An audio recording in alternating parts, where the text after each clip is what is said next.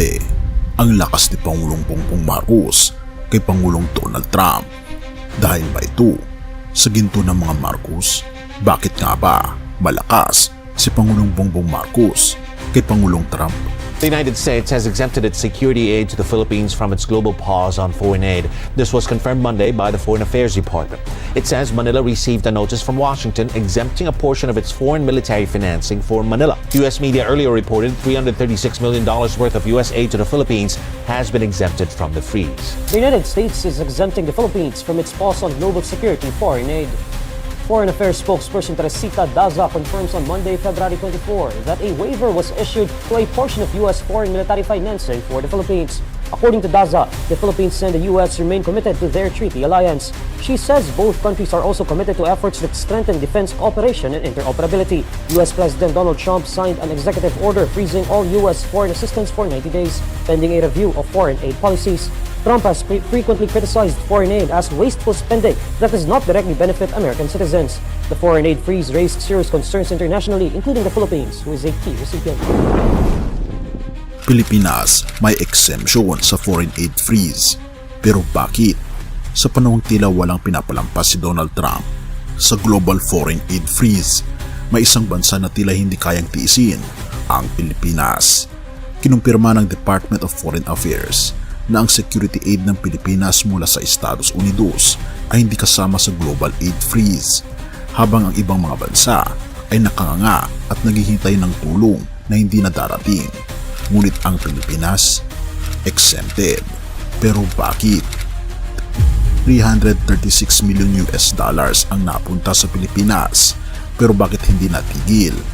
Ayon sa balita, ibinalita ni Philippine Ambassador Jose Manuel Romualdez na ipinagpapasalamat ng Pilipinas ang desisyon ng administrasyon ni Donald Trump na payagan ang mahigit 336 million US dollars para sa modernization ng Philippine Armed Forces. Para sa isang bansang dumaranas ng military funding freeze mula sa United States, ito ay isang malaking bagay, lalo na't ayon sa Reuters report, hindi lang Pilipinas ang apektado ng freeze. Maraming bansa ang nawala ng inaasahang pundo. Ngunit bakit parang hindi naapektuhan ang Pilipinas?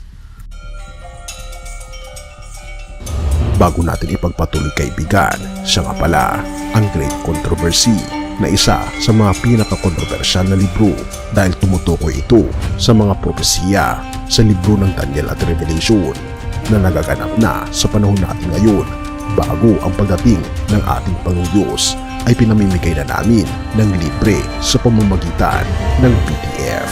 At ito ay nasa limited lamang na panahon, kaya i-click mo sa description sa baba upang ma-avail mo kaibigan ang napaka-importanteng libro ito na magbubukas sa iyo sa mas maliwanag mong hinaharap.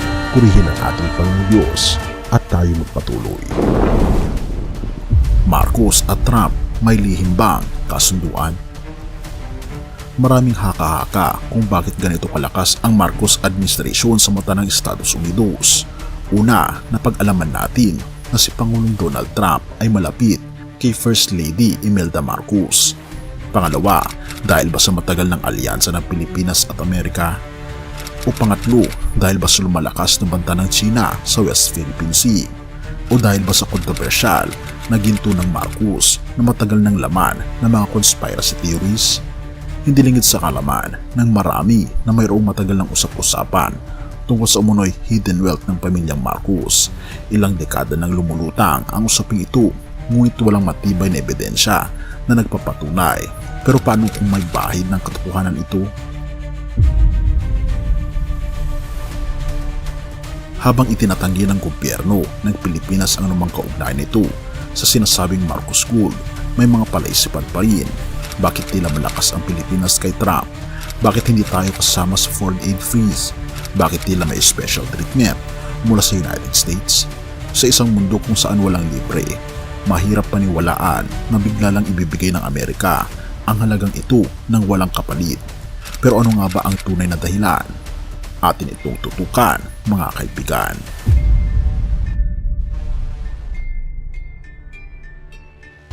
Mateo 6 verses 19 to 20. Sapagkat saan nagmumula ang inyong kayamanan?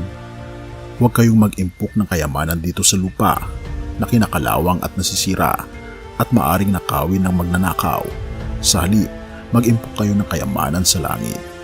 Sa gitna ng mga haka-haka tungkol sa kapangyarihan, pera, at koneksyon sa politika, isang bagay ang malinaw. Lahat ng kayamanan sa mundong ito ay lilipas. Maaring may mga bansang malakas sa mata ng tao. May mga lider na may koneksyon sa makapangyarihan. Ngunit sa mata ng ating Panginoon Diyos, ang tunay na kayamanan ay hindi ginto, hindi rin pera, at hindi kapangyarihan, kundi ang ating relasyon sa ating Panginoon Kristo. Maraming tao ang nag-aakala na pera at kapangyarihan ang magliligtas sa kanila sa hirap ng buhay. Ngunit sinabi mismo ng ating Panginoon Jesus na huwag tayong mag-impok ng kayamanan dito sa lupa sapagkat ito'y lumilipas, maaring mawala, manakaw o masira. Sa halip, ang tunay na kayamanan ay ang ating pananampalataya sa ating Panginoon Kristo. Ito lang ang may pangakong hindi nagwawakas. Kaya ano ang dapat nating matutunan? Una, ang ating Panginoon Jesus ang tunay na kayamanan. Kahit gaano kalakas ang isang leader sa mundo, walang kapantay ang kapangyarihan ng ating Panginoon Diyos. Siya lamang ang makapangyarihan sa lahat. Pangalawa, hindi dapat tayo umasa sa yaman ng mundo. Ginto man yan o pera, hindi ito magliligtas sa atin. Ang tunay na kaligtasan ay nasa dugo ng ating Panginoon Kristo. Pangatlo, ang tunay na kapangyarihan ay nagmumula sa ating Panginoon Diyos. Maaring may special treatment ang ilang bansa sa politika, pero ang tunay na special treatment ay ang pagiging anak ng ating Panginoon Diyos sa pamamagitan ng pananampalataya sa ating Panginoong Jesus. Kaya kaibigan, ano ang mas pinahalagaan mo sa buhay mo? Kayamanan ba sa mundo o ang iyong relasyon sa ating Panginoong Jesus? Kaibigan, piliin mo siya ngayon. Purihin ang ating Panginoong Diyos at tayo manalangin. Ama naming Diyos na makapangyarihan sa lahat, pinupuri po namin kayo at pinapasalamatan sa inyo pong kabutihan sa amin. Huwag niyo po kaming hayaan na mahulog sa kamay ng tukso ng paghanap ng kayamanan sa mundo, kundi ipaalala mo sa amin na ang tunay na kayamanan ay ang aming relasyon sa iyo.